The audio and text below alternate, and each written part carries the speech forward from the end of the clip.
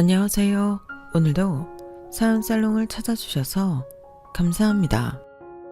저는 결혼 9년 만에 남편과 이혼하고 지긋지긋한 10월대에서 탈출한 40대 여성입니다.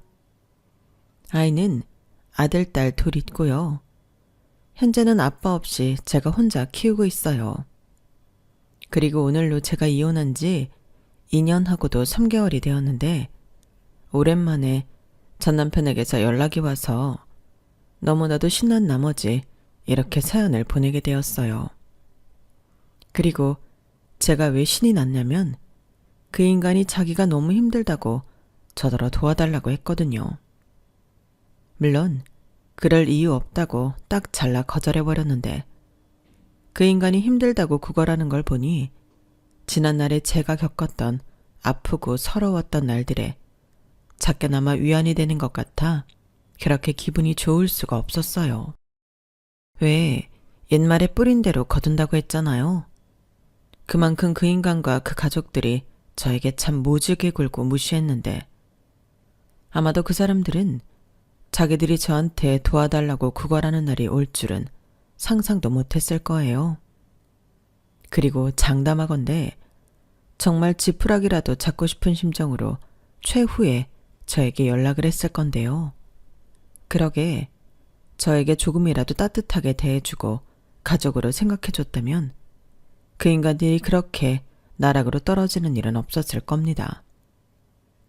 사실 제가 그렇게 모진 사람은 아니거든요. 마음도 약하고 정도 많아 손해를 많이 보는 성격인데 이런 제가 오죽당한 게 많으면 다른 사람도 아닌 애들 아빠인데 도와달라는 부탁을 거절했겠어요.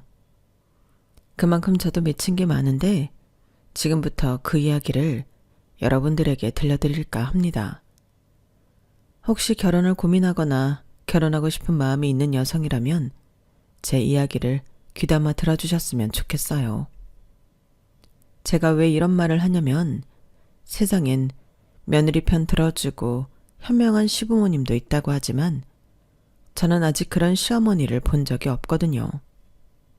누가 뭐라고 해도 며느리보다는 자기 아들이고 며느리는 무슨 봉인 줄 알고 부려먹고 벗겨먹으려 하는데 적어도 아직 결혼하지 않은 여성이라면 자기의 미래의 시어머니에 대해 한 번쯤 생각해 볼 수 있는 계기가 되었으면 좋겠어요.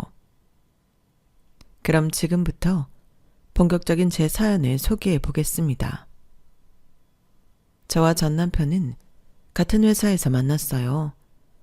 정확히 얘기하면 제가 처음 회사에 입사했을 때 남편이 저에게 반해 1년 가까이 쫓아다녀서 사귀게 되었는데 지금 생각하면 남편이 하도 회사에서 저를 좋아한다고 떠들고 다녀서 저도 세뇌당한 듯 넘어가게 된 것 같아요. 어찌나 순해 보인 척 저에게 잘하던지 한 번은 그게 질투난 여직원들이 저에게 이런 말을 했어요. 혜진 씨는 좋겠다. 솔직히 말해봐요. 지금 즐기고 있죠? 그래도 너무 튕기지 마요. 같은 여자가 봐도 좀 짜증나니까. 박 대리님 정도면 괜찮지. 너무 뻗대다 다른 여자한테 뺏기지 말고 잘 생각해 보라고요. 이런 말을 했는데 기분이 나쁜 건 물론이거니와 아무리 생각해도 그 여직원이 남편을 좋아하는 것 같아 나는 괜찮으니 네가 고백해보라고 말했죠. 그러자 그 여직원은 얼굴이 시뻘개져서는 말까지 더듬었는데 나중엔 찔렸는지 저에게 화를 내기 시작했어요. 희진 씨, 진짜 웃긴다. 남자가 좀 좋아해준다고 너무 잘난 척하는 거 아닌가? 희진 씨 그거 알아요? 희진 씨 은근히 재수없어요. 라며 저에게 악담을 하기 시작했는데 그냥 그때 그 여직원이 남편 놈을 저에게서 뺏어갔다면 얼마나 좋았을까? 결혼하고 그런 생각을 참 오래도록 했었네요. 하지만 그것도 인연이었던 건지 주변에서 하도 몰아가는 분위기에 저도 휩쓸려 남편을 만나게 되었는데 본인은 아니었지만 1년 넘게 제가 튕겼던 입장이라 저는 남편에게 약간의 미안한 마음이 있긴 했거든요. 그래서 몇 번 만나보고 아니다 싶으면 정리하자는 마음으로 가볍게 남편을 만나기 시작했는데요. 그런 제 마음도 모르고 좋아하는 남편의 모습에 저도 그만 마음이 약해져 버렸어요. 그 여자 직원의 말처럼 저도 마음속 한가운데서 남편의 애타는 모습을 보고 즐긴 것 같기도 하더라고요. 그래서 이런 저를 좋아해주는 남편에게 점점 마음이 기울기 시작했고 저희는 그렇게 정식으로 사내 커플이 되었어요. 그것도 마치 내일 당장 결혼이라도 할 것처럼 회사에서 유명한 커플이 되었는데 그렇게 연애를 시작해 4년을 만나고 제가 임신을 하게 되었어요. 저는 설마 했다가 임신 테스트기에 2주를 확인하고 머릿속이 하얗게 변했는데 연애 기간이 길었긴 했어도 그때는 결혼에 대한 이야기가 없었기 때문에 이걸 어떻게 해야 하나 바보처럼 혼자 끙끙 앓았어요. 그리고 떨리는 마음으로 남편에게 임신 사실을 이야기했는데 그때 남편도 당황한 듯 보이더라고요. 저는 솔직히 갑작스럽긴 해도 남편이 좋아했으면 좋겠다 생각했는데 그것도 제 욕심이었던 건지 저는 남편한테 처음으로 실망했어요. 하지만 이내 남편은 자기가 놀라서 그런 거라며 당장 결혼하자고 프로포즈를 했고 저는 시간을 좀 달라고 했는데 그때 고민을 정말 많이 했어요. 남편과 결혼하는 건 나쁠 것이 없었는데 어쩐지 순서가 바뀌어 꼭 아이 때문에 결혼을 하는 것처럼 느껴졌거든요. 그리고 주변에서도 그렇게 생각할 것 같아 그 점이 자존심이 상했는데 그래도 제 자존심 때문에 일을 그르칠 수는 없었어요. 서로 그동안 결혼 얘기는 딱히 오간 적이 없었다고 해도 저는 남편과 결혼을 염두하고 있었기 때문에 나름 남편과의 결혼에는 확신도 있었는데 남편이라면 가정을 꾸려도 충분히 좋은 남편이자 가장 그리고 아이의 아빠가 될 거라고 생각했거든요. 그래서 남편의 프로포즈에 그러자고 답했고 그렇게 결혼 준비에 들어가나 싶었는데 아무리 아이를 가졌다고 해도 결혼으로 가기까지 그 과정은 쉽지 않았어요. 뭐? 엄마가 생선 장사를 하셔? 그것도 아빠 없이 혼자? 어머나 세상에, 내 아들이 어쩌다 그런 집 사이가 된다는 거야? 엄마, 왜 말을 그렇게 해? 장모님이 생선 장사를 하는 게 뭐? 그게 이상한 일이야? 우리 생선 자주 사 먹고 좋아하잖아. 이게 지금 그거랑 같아? 갑자기 애부터 가져서는 너 솔직히 말해봐. 내 아들 발목 잡으려고 일부러 그랬지? 여보, 진정해. 아무리 그래도 애를 여자 혼자 만드나? 우리 아들도 책임이 있지. 당신 지금 누구 편이야? 왜 여기서 제 편을 들어? 왜? 애 생겼다고 하니까 혹해? 막말로 그 애가 누구 애인지 어떻게 아냐고. 진짜 속상해 죽겠네. 나는 만나는 여자 있다고 하길래 누군가 했더니 고작 저런 집 딸이었어? 아, 야골라. 이럴 줄 알았으면 지난번에 간호사 선짜리 들어왔을 때 보라고 할걸. 엄마, 그만 좀 해. 내가 뭐 엄마 그런 자리 나가라고 하면 나가는 사람인 줄 알아? 그리고 네, 맞아. 함부로 말하지 마. 그리고 나는 이미 희진이랑 우리 아이 책임질 각오가 되어 있고 엄마가 계속 이렇게 나오면 어쩔 수 없이 나는 내 사람을 지킬 수밖에 없어. 뭐야? 내 사람? 웃기고 자빠졌네. 너는 눈이 앞통수에 붙은 게 맞아? 도대체 뭘 보고? 다 보고. 희진이 진짜 좋은 사람이고 내가 첫눈에 반해서 쫓아다닌 사람이야. 그래서 엄마가 더 열받는다는 거야. 고작 저런 애한테 왜 네가 목을 매? 좋아하니까. 아무튼 난 허락받겠다는 거 아니고 우리 결심을 이야기하려고 온 거니까 엄마도 그만하고 우리 축복해줘. 그래야 더 잘 살지. 어? 저는 순간 목구멍까지 튀어나오는 많은 말들을 꾹꾹 참으며 그 자리에서 바보처럼 앉아 있었어요. 뒤집어 엎자니 이미 제 뱃속에는 아이가 있었고 무엇보다 애를 쓰고 있는 남편이 있었기에 선뜻 뭐라고 할 수가 없었는데 그때부터였죠. 저는 시어머니와 잘 지낼 마음이 없었는데요. 그래도 그때까지는 적어도 시아버님은 제대로 정신이 박힌 양반인 줄 알고 있었어요. 하지만 부부는 닮는다고. 나중에 보니 시어머니와 똑같은 사람이었는데 그때는 그것도 모르고 시어머니만 조심하면 괜찮겠다는 아니란 생각을 했었더랬죠. 그렇게 저는 조금은 서운한 마음으로 결혼 준비를 하게 되었는데요. 시어머니도 결국엔 당신 아들과 태어날 손주 때문에 저희 결혼을 허락하셨거든요. 하지만 좋아서 시키는 결혼이 아니라는 걸 강조하고 싶으셨던 건지 자기가 바란 며느리가 아니기 때문에 그 어떤 지원도 못 해주겠다고 선을 그으셨는데 사실은 쥐뿔 해줄 능력이 없으셨어요. 그건 나중에 결혼하고 나서 알게 되었는데 결혼 전에는 무슨 자기 집에 현금이 많다고 현금 부자라느니 시아버님이 대기업은 아니라도 임원이라 사장가도 갔다며 거짓말을 하셨어요. 저도 뭐 눈치가 없는 사람은 아니라서 저 말들 중에 10%라도 진실이면 다행이라고는 생각했는데 10%는 고사하고 하나도 진실은 없었더라고요.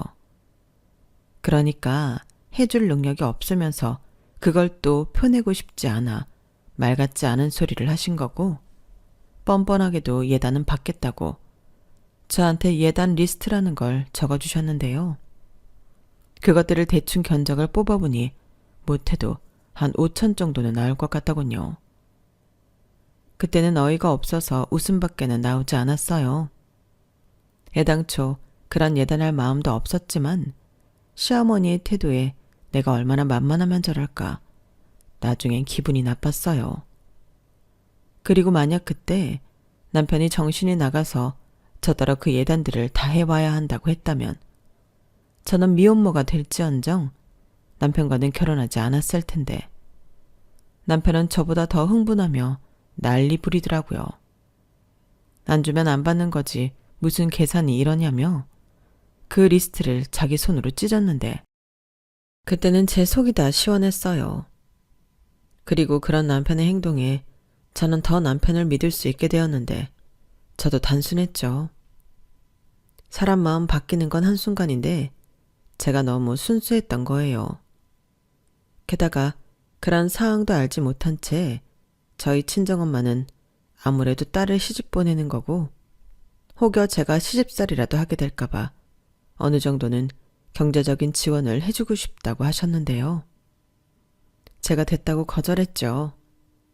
그러면서 엄마에게는 우리 둘 다 그냥 가지고 있는 걸로 시작하기로 했고 양가 도움 받지 않는 걸로 합의 봤다고 진실 반 거짓 반 이야기를 했는데 저희 엄마는 그럼 비상금이라도 들고 있어. 결혼하면 은근히 돈 쓸 때가 많다. 너 애도 낳으면 회사도 어떻게 될지 모르잖아. 라며 제가 싫다고 하는데도 기어코 제 통장에 5천만 원을 입금해 주셨어요. 그 돈을 확인하는데 왜 그렇게 미안하고 감사한지 저는 그만 엄마 앞에서 눈물을 쏟고 말았죠. 뭘 또 울어. 당연히 엄마가 자식 결혼하는데 이 정도는 할 수 있지. 너는 그냥 잘 살기만 해. 엄마도 이 돈 주면 아무것도 없잖아. 상현 씨랑 나 그냥 작게 시작해도 돼. 그래, 그래도 돼. 누가 그러지 말래? 근데 여자한테 돈은 정말 필요해. 지금이야 박서방이 간이고 쓸개도 자주거처럼 잘하지만 사람 마음 언제 횟가닥 편할지 모르는 거거든. 그냥 뒷주머니 하나 차고 있으면 그게 믿는 구석이 되고 그래. 그리고 엄마 돈 있어. 너 언제 엄마가 돈 쓰는 거 봤어? 나는 벌 줄만 알고 쓸 줄은 모르는 사람이야. 너 그거 줬다고 엄마 돈 없지 않아. 정말? 이 돈 나 줘도 엄마 돈 있어? 그럼 서방 없는 년이 돈이라도 있어야지. 엄마는 무슨. 그게 현실이야. 이런 말 좀 그렇지만 돈이 그렇다. 무시당하지 않고 나를 지키려면 필요해. 박서방이랑 사돈들이 안 그러길 너무 바라지만 혹여라도 아니다 싶으면 그 돈 믿고 너 하고 싶은 대로 해. 엄마가 그러라고 주는 돈이야. 그리고 앞으로 엄마가 버는 돈도 다 너를 위해서 버는 돈이고. 됐어. 나는 엄마 돈 필요 없으니까 이제부터라도 돈 쓰는 재미로 살아. 아니다. 내가 매달 용돈도 주고 엄마한테 효도할게. 하요, 시집갈 때 되니 철든다고. 엄만 네 말만 들어도 고맙다. 그리고 잘 커져서 엄마가 정말 고마워. 저희 엄마는 울고 있는 저에게 고맙다며 제 머리를 쓰다듬어 주셨어요. 워낙에 아빠 없이 저랑 엄마랑 둘이 살아 그런지 저랑 엄마는 늘 이렇게 서로를 애틋하게 생각했는데 저는 다른 엄마들도 저희 엄마처럼 그러신 줄 알았죠. 하지만 저희 시어머니는 전혀 그런 사람이 아니었는데요. 그래서 더 제 결혼 생활이 힘들었던 것 같아요. 그리고 저는 저희 엄마의 말을 듣고 그 돈은 정말 비상금으로 갖고 있었는데요. 심지어 남편한테도 비밀로 했죠. 아무래도 돈이라는 게 사람의 마음을 간사하게 만들기도 하잖아요. 그래서 시부모님이 먼저 경제적인 지원은 못 해준다고 하셨으니 저도 안 받는 걸로 일단락하고 죽이 됐든 밥이 됐든 저희 힘으로 결혼을 하자고 남편과 합의를 봤어요. 그렇기 때문에 신혼 초에 돈 때문에 고생을 좀 하긴 했는데 제가 또 출산하고 회사를 쉬어야 했기에 남편이 외벌이 생활을 꽤 했죠. 그래도 저는 적어도 그때까진 행복했어요. 돈은 없었지만 다른 모든 것들이 넘치게 행복했는데 결혼 후에도 남편이 워낙에 저한테 잘해줬기 때문에 아무런 문제가 되지 않았거든요. 그리고 저 역시 일을 하지 못하는 상황이라 가계부까지 쓰며 돈을 한 푼 한 푼 아끼며 생활했는데 우리 세 식구 못 살 것도 없더라고요. 그러다 아이가 3살이 되었을 때는 제가 다종적으로 퇴사 처리가 되었기에 다른 회사에 취직하게 되었고 그땐 또 둘이 버니 돈이 금방 모이는 것 같았는데 기쁨도 잠시 회사에 들어간 지 1년도 되지 않아 둘째를 갖게 되었어요. 사실 저희는 둘째 계획은 없었거든요. 그런데 저희 부부를 찾아온 아이를 도저히 외면할 수 없었고 저는 또 출산과 함께 회사를 그만둬야 했는데요. 그래도 남편은 태어난 아이가 딸이라 너무 좋아했어요. 아들보다는 딸을 갖고 싶어 하던 남편이라 눈에서 꿀이 뚝뚝 떨어지더라고요. 하지만 그런 좋은 시간도 잠시 둘째가 두 돌이 되어갈 쯤인가 남편은 예전 같진 않았는데 갑자기 그때부턴 저더러 며느리 노릇에 신경을 쓰라고 잔소리를 하기 시작하더군요. 마치 저를 자기 대신 효도를 하기 위해 결혼한 사람처럼 말을 기분 나쁘게 했는데 그땐 정말 깜짝 놀랐어요. 우리 엄마한테 전화했어? 아니, 어떻게 된 게 며느리가 시부모한테 이렇게 관심이 없냐? 너 이러다 벌 받아. 그러지 말고 내일은 전화도 하고 낮에 시간 있을 때 애들 데리고 우리 집에 좀 다녀와. 거기 가서 집안일도 좀 돕고 며느리 도리를 좀 하라고 라며 전에 없이 저를 쪼기 시작했는데 처음 몇 번은 저 인간이 왜 저러나 하면서도 제가 사랑하는 남편이라 어느 정도는 맞춰주려고 애를 썼어요. 그런데 제가 아무리 노력을 해도 어쩐지 남편은 성에 안 차는 듯 보였고 저만 보면 자꾸만 한숨을 쉬는데 그러던 어느 날 시어머니가 혀를 끌끌 차며 그러셨어요. 넌 요즘 거울 안 보니? 왜 이렇게 살이 쪘어? 너 관리 안 해? 내가 남자라도 집에 와서 푹 퍼져 있는 너 보면 집에 들어오고 싶지 않겠다. 여자는 죽을 때까지 관리하는 거야. 아무리 살림하고 애 키운다고 해도 그거 다 핑계다. 라고 말씀하셨는데 애 둘을 키우는데 관리를 하라니 저는 시어머니의 말이 막무가내처럼 들렸어요. 하지만 어째 남편이 저한테 눈길도 주지 않는 게 점점 시어머니의 말이 맞는 것도 같았는데 저는 힘든 와중에도 다이어트를 하며 다시 예전처럼 남편이 저를 봐주길 바랬죠. 하지만 뭐가 문제인지 제가 관리를 해도 남편의 태도는 달라지지 않았는데요. 거기에 역효과로 시어머니만 기세등등해서는 저를 무시하기 시작하셨어요. 그때도 저를 가장 참지 못하게 했던 건 친정엄마를 비하하는 막말이었는데 남편은 이제 더 이상 저 대신 화를 내고 싸워주지 않더라고요. 게다가 시어머니가 그러시니 시아버님도 덩달아 선을 넘을 때가 종종 있었는데 왜 하필 비린내 나는 생선장사를 하냐며 자기는 세상에서 비린내가 제일 싫다고 하셨어요.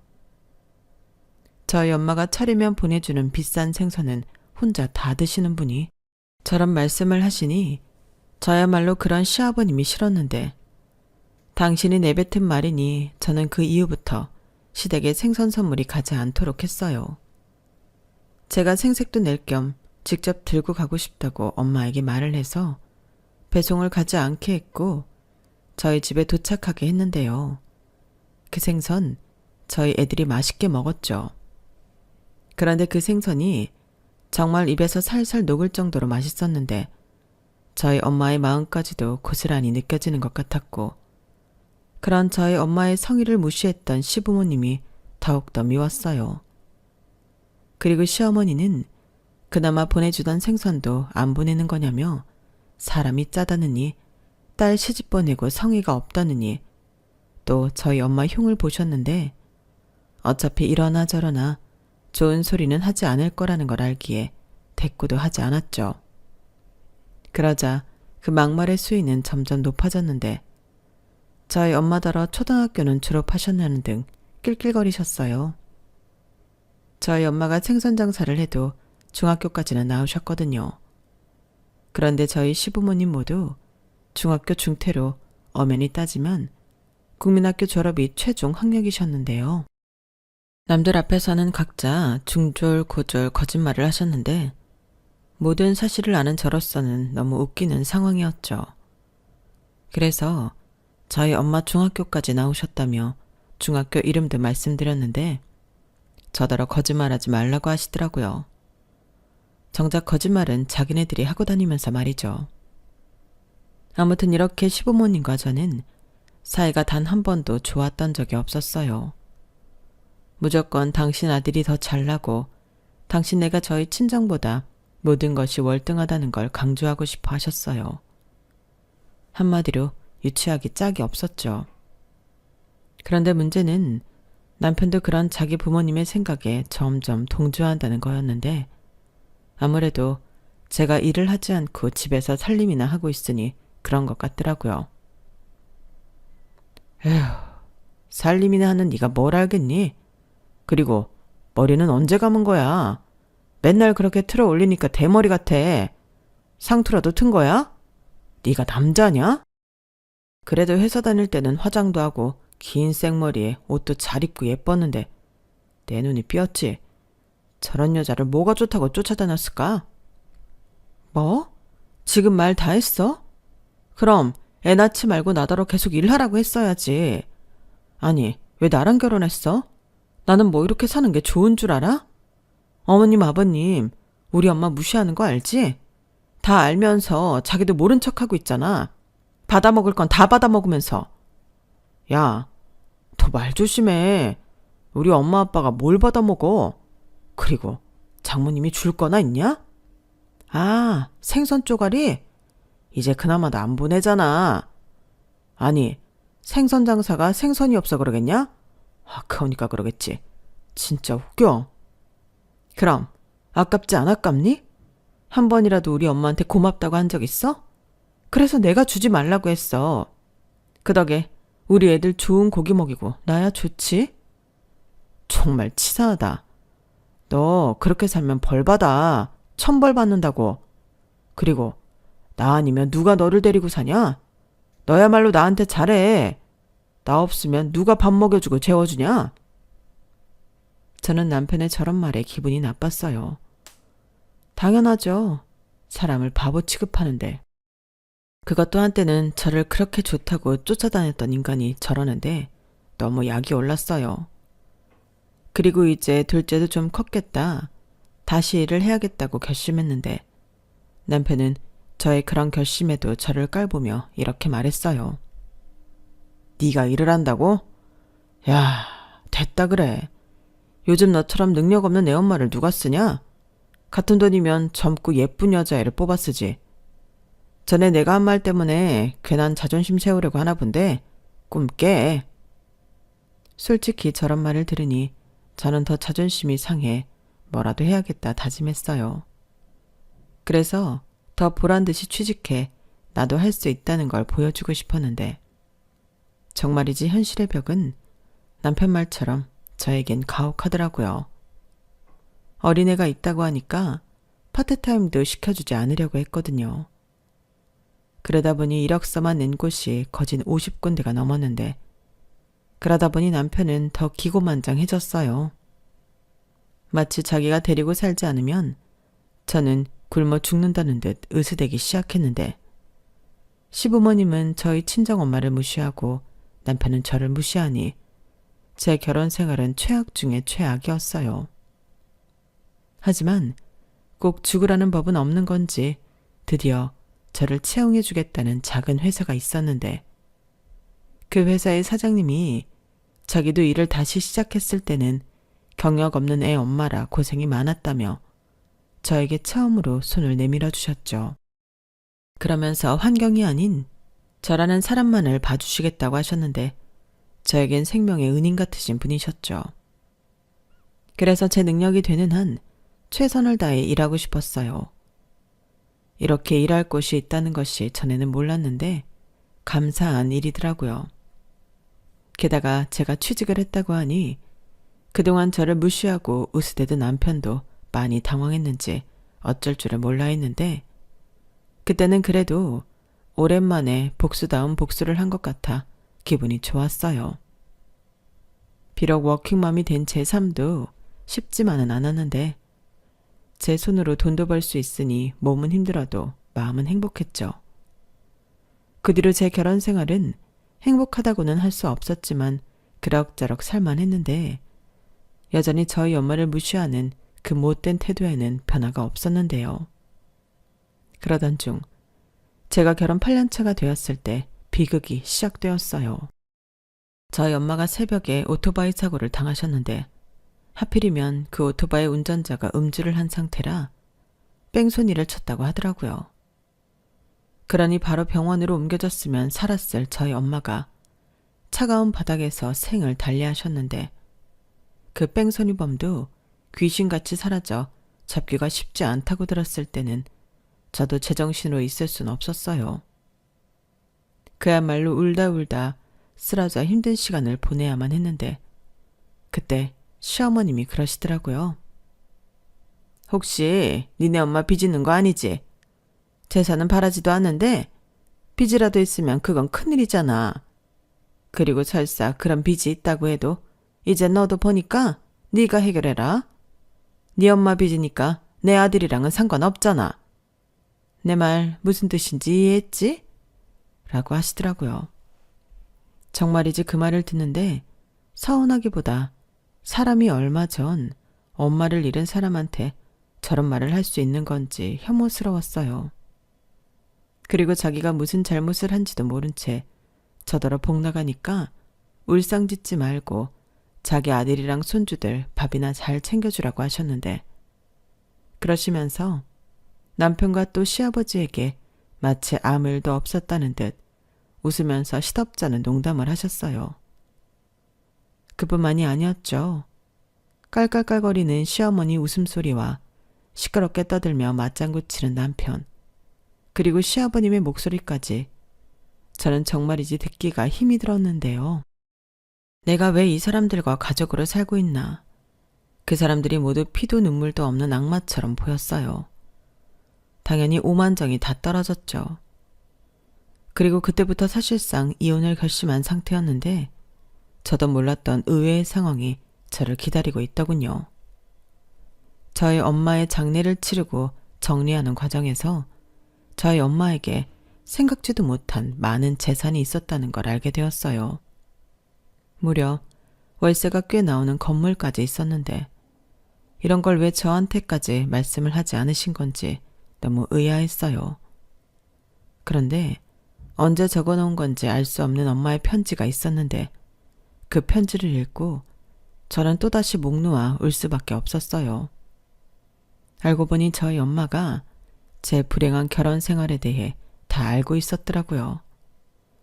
시어머니가 저희 엄마를 찾아와 행패를 부렸다고 했는데 그나마 주던 생선도 안 보내니 그걸 받고 싶어 가신 모양이었어요. 마치 맡겨놓은 것을 찾으러 온 사람처럼 왜 이렇게 사람이 염치가 없냐고, 자기들 주던 그깟 생선이 아까웠냐고 따진 듯 했는데 처음에 제게 다 무슨 말인가 하던 엄마는 시어머니가 말하는 본세를 보고 제가 한 말들도 있으니 대략의 상황을 눈치채셨던 것 같아요.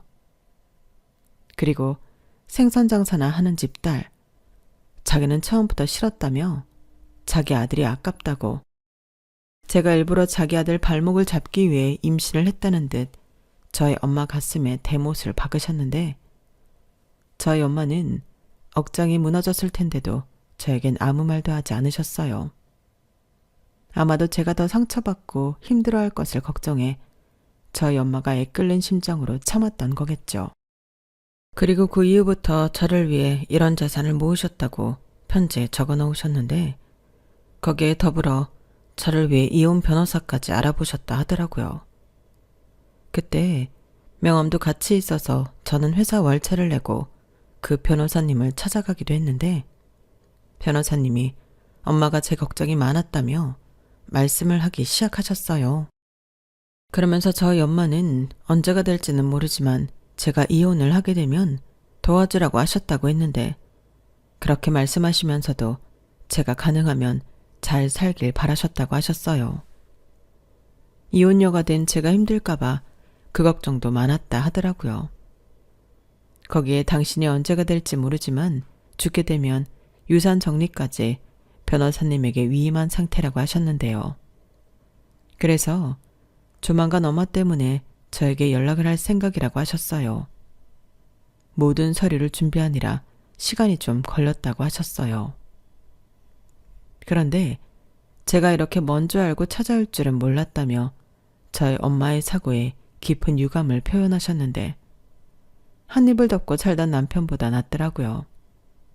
그리고 저는 갑자기 엄마의 유산 상속을 받으며 졸지에 돈방석에 앉게 되었는데요. 어차피 할 이혼이었지만 이렇게 된 거 복수는 제대로 하고 싶었어요. 그래서 일부러 친정 엄마에게 받은 유산 서류를 남편한테 흘렸고 남편은 무심코 서류를 보다 저희 엄마가 건물주였다는 사실을 알게 되었는데요.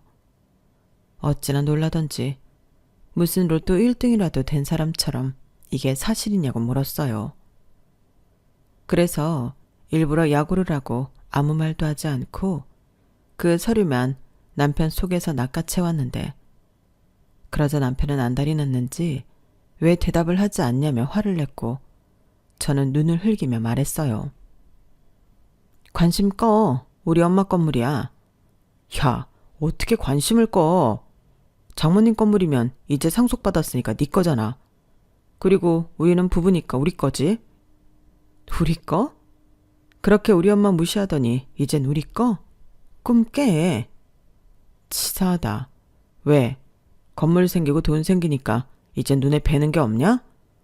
그동안 내가 너 먹여주고 재워준 거 잊었어? 이제 너도 도리를 해야지. 우리 엄마 아빠가 살면 얼마나 살겠냐? 이참에 효도 좀 하자. 효도 같은 소리 하네. 그리고 내가 거지야? 뭘 먹여주고 재워줘. 나는 뭐 놀았냐? 나도 살림하고 네 새끼 낳아서 키웠어. 애는 뭐 그냥 크는 줄 알아?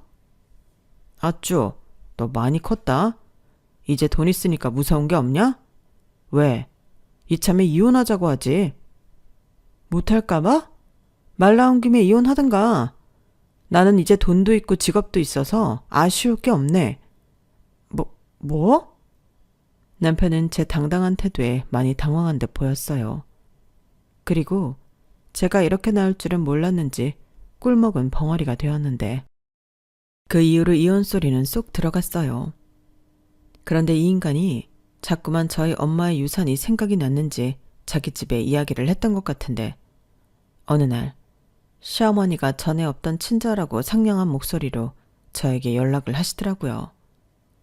그러면서 저 좋아하는 소고기를 구워주신다며 퇴근하고 애들 데리고 오라고 하셨는데 저는 소고기 별로 안 좋아하거든요. 저는 생선을 좋아해요. 그러니 저런 말을 들었을 때는 헛웃음이 나왔는데 소고기를 좋아하는 건 제가 아니라 남편이었어요. 그래서 저는 생선 좋아하니 회를 떠달라고 했는데요. 그러자 당황하신 시어머니는 너는 평생 생선만 봤을 건데 또 무슨 생선을 좋아하냐고 하시면서 그럼 회를 준비하겠다고 집에 오라고 하셨어요. 목소리만 들어봐도 벌써 남편한테 저희 엄마 유산에 대해 들은 것 같더라고요.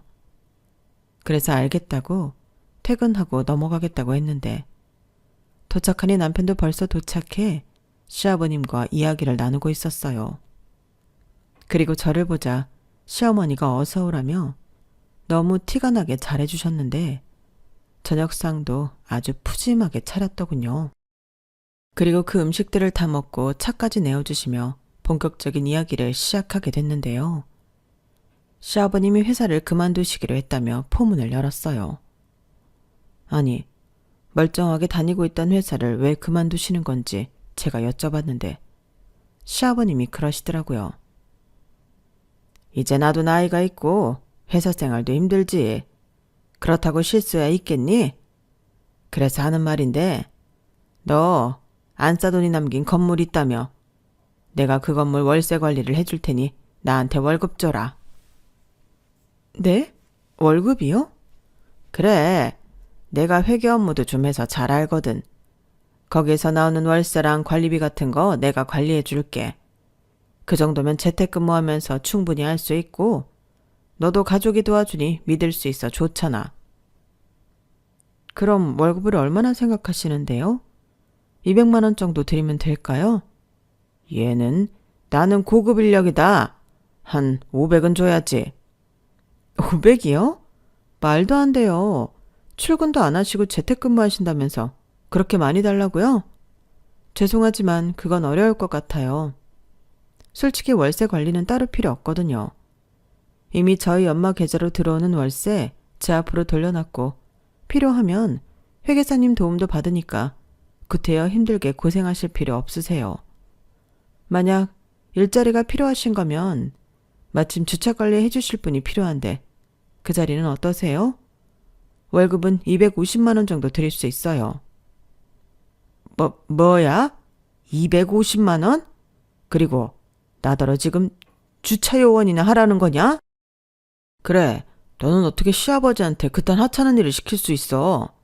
그딴 일은 다른 사람한테 시켜. 며느리가 건물주인데 어떻게 시아버지가 주차 요원이야? 왜? 직업에 무슨 귀천이 있다고 지금 그 자리도 하고 싶으신 분들 많아요. 아버님 연세에는 아파트 경비도 경쟁률이 장난이 아니라고요.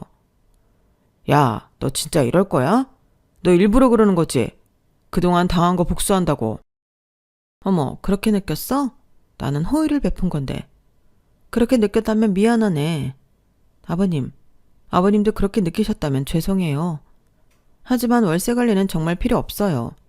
돈 관리는 본인 제가 해야죠.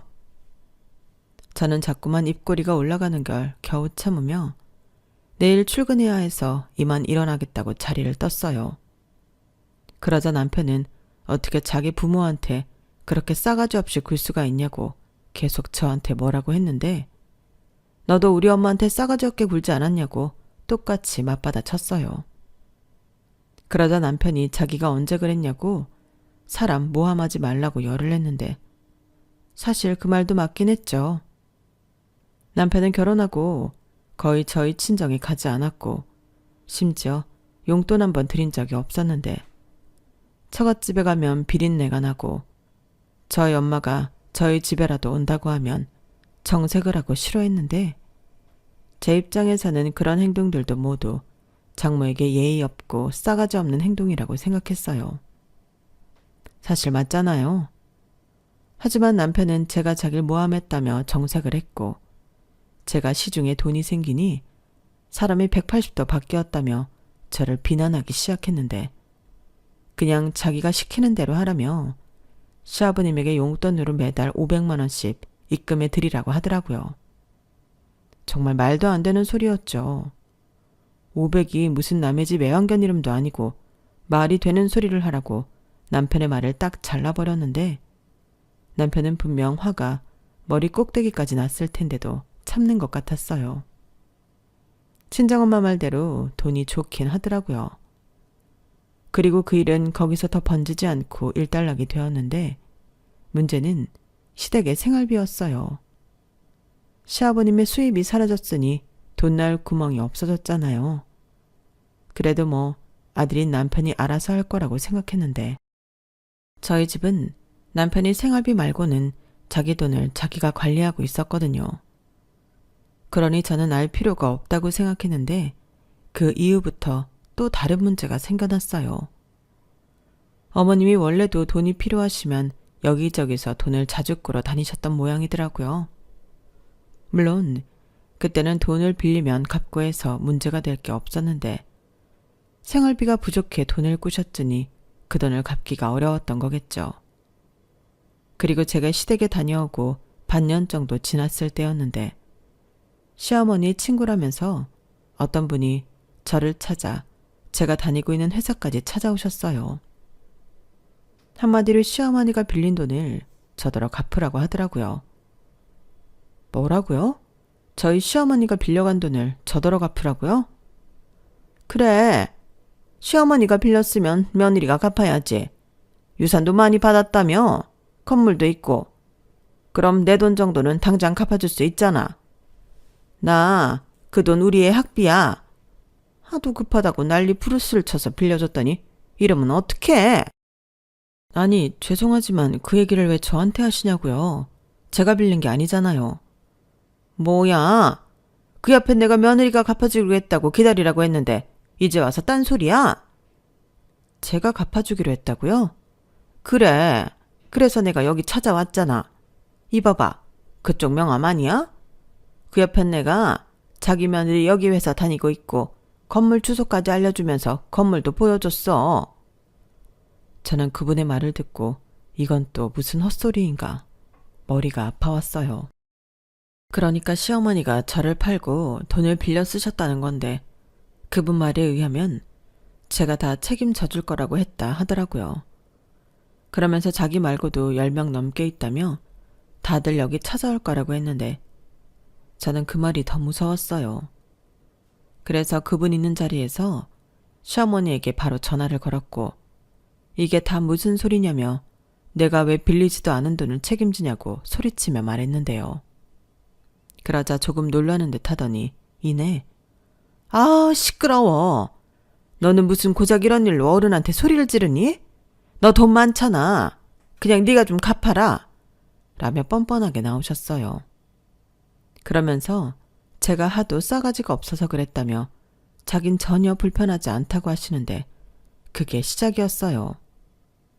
그분 말고도 다른 분들도 저를 찾아 회사로 돈 달라고 찾아오셨는데, 창피한 건 물론이고 도대체 얼마나 많은 돈을 저를 팔고 빌려 쓰신 건지 그걸 알려면 그 창피를 감수할 수밖에 없었어요.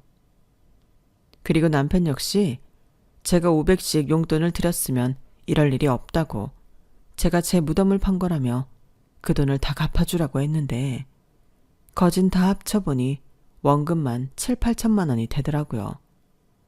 이자까지 하면 1억이 넘었는데, 제가 아무리 친정엄마에게 많은 돈을 상속받았다고 해도 그 돈을 갚아줘야 할 이유는 없었어요. 그러자 시어머니는 시집 올 때 예단도 해오지 않았지 않냐며 그 예단 지금 해준다고 생각하고 당신 빚을 갚아달라고 했는데, 남편도 그때는 그 말이 맞다고 했어요. 정말 기가 찼죠. 저더러 월세만 1,000만 원이 넘을 텐데 그깟 돈 못 갚아주냐고 제가 돈독에 올라 미쳤다고 했어요. 그 말을 듣는데 이젠 때가 되었다고 생각됐고 이보다 확실한 이혼 사유가 또 있을까 싶어 남편에게 이혼 서류를 내밀었는데요. 나는 이렇게는 도저히 못 산다고 도장을 찍으라고 했어요. 그러자 남편은 코웃음을 치며 네가 먼저 하자고 했으니까 위자료 내놔. 그 건물의 절반 정도면 되겠네. 라고 했는데 지금 생각해보면 이 인간은 제가 친정 엄마에게서 건물을 상속받았을 때 처음부터 이럴 생각이었던 것 같았어요. 자기는 이혼 소리 하지 않고 기다렸다가 제가 이혼하자고 하면 그 책임을 저한테 떠밀면서 제가 가진 걸 위자료랍시고 뺏어갈 심상이었는데 어이가 없었죠. 정말 그게 말이 되는 소리라고 생각해? 무식한 거야? 아니면 날 바보로 하는 거야? 내가 이혼하자고 해서 그 책임이 나한테 있다고? 그럼 나한테 있어? 내가 바람이 났어? 도박을 했어? 너를 때렸어? 나는 가정을 지키고 싶었어. 근데 네가 이렇게는 못 살겠다며. 못 살겠구니까 그렇지. 내가 상속받기 전부터 나를 무시하고 괄시했잖아. 그리고 이건 그냥 불쌍해서 알려주는 건데 상속받은 재산은 재산 분할에도 안 들어가고 위자료로 청구할 수 없어. 법이 그래. 뭐? 법? 저는 평상시 갖고 있던 변호사님 명함을 그 인간 앞에 던졌어요. 내 변호사인데 궁금하면 전화해서 물어보라고요. 그리고 일주일 안에 도장 안 찍으면 나는 그냥 소송할 거고 나야말로 받을 수 있는 건 다 받을 거라고 큰 소리를 쳤는데 어찌나 속이 시원하고 후련한지 그동안 참고 기다린 보람이 있었어요. 사실 더 큰 거 하나만 터져라 하고 기다리고 있었거든요. 그리고 그런 저의 기대를 저버리지 않는 남편과 시부모님이었는데 남편은 벌써 변호사까지 만나고 다녔냐며 이젠 저더러 이혼하고 싶어 이런 상황까지 만들었냐며 개소리를 하기 시작했어요. 이런 상황은 제가 아니라 자기 엄마가 만든 건데 말이죠. 그래서 헛소리 그만하고 애들은 내가 키울 거니 양육비 줄 계산이나 똑바로 하고 있으라고 말한 뒤 짐을 싸서 애들과 나왔는데 애들은 무서워했지만 아빠보다는 엄마를 따랐기에 순순하게 저를 따라 집을 나왔어요. 다행히 엄마 집이 그래도 있어 그 집으로 갔는데 뭔가 씁쓸한 기분이 들었죠. 제가 잘 살기만을 바라던 엄마였는데 이렇게 이혼을 하게 되어 엄마 집에 돌아오니 새삼 너무 미안한 마음이었는데 그 사이 그 인간은 사실 파악이 되었는지 태도를 바꿔 잘못했다고 빌기 시작했어요. 분명 제가 알고 있던 법상식이 맞다는 걸 확인했겠죠. 그래서 이대로 이혼당하면 안 된다는 생각이었을 텐데 자기 엄마 빚은 자기가 해결할 거니 신경 쓰지 말라고 했어요. 그러면서 이제부터는 싫으면 시댁에는 가지 않아도 된다고 저더러 마음 편히 살라고 했는데 그때 또박또박 말해줬어요. 내가 마음 편하게 살려고 너랑 이혼하려고 하는 거야. 그동안 내가 겪은 수모? 설마 모른다고 하진 않겠지. 그리고 그렇게 무시하던 우리 엄마 재산인데 그 돈은 왜 탐이 날까? 정말 양심도 없다. 그 돈 네가 싫어하는 비린내 나는 생선 팔아서 우리 엄마가 모으고 장만한 거야. 아, 니네 엄마가 우리 엄마한테 찾아가서 행패 부린 건 알고 있니? 사람이 얼마나 못 배웠으면 그래? 나는 이미 오래전부터 정 떨어졌고 이혼할 생각이었어. 내가 어떻게 너랑 너희 부모 같은 사람을 용서할 수 있겠어? 그러니까 괜히 힘 빼지 말고 선택이나 잘해. 이렇게 말해줬는데요. 그러자 남편은 무릎까지 꿇고 빌기 시작했어요. 자기가 잠깐 정신이 나갔었다며 자기는 저 없으면 못 산다고 했는데 결국 저는 협의 이혼이 아닌 소송을 하게 되었어요.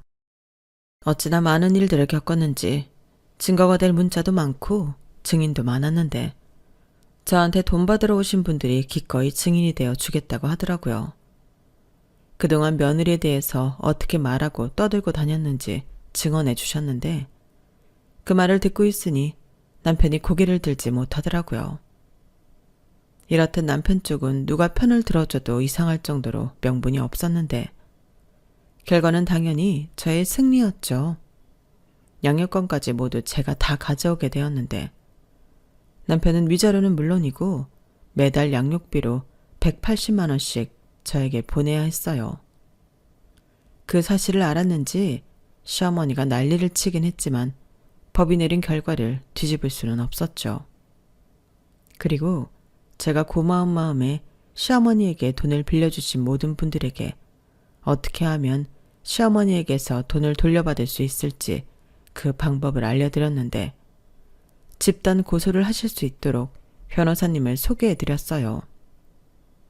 그러자 남편은 꼭 그렇게까지 했어야 했냐며 저더러 너무하다고 눈물까지 보였는데 오만 정이 떨어져서인지 울고 있는 남편이 하나도 불쌍해 보이지 않더라고요.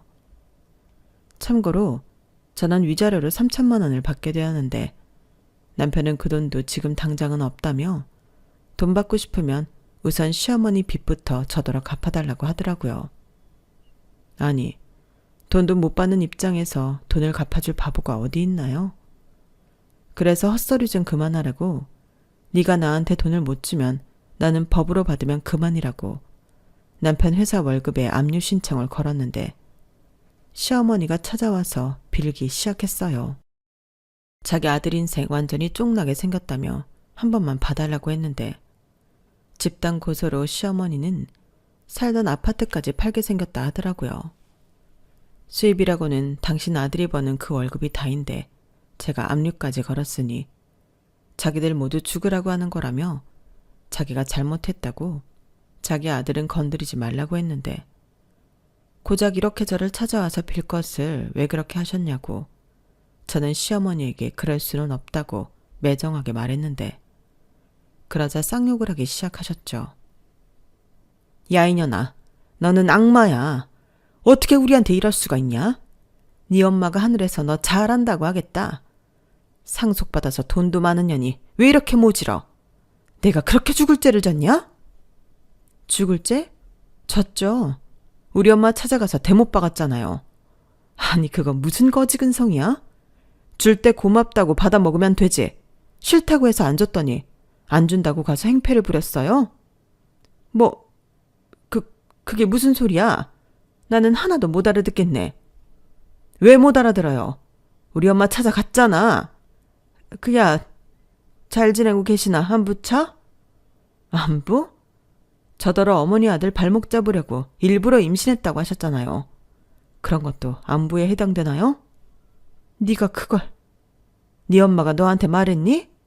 그 옆에 내가 말하지 말라고 했는데 그 말을 기어코 너한테 했구나.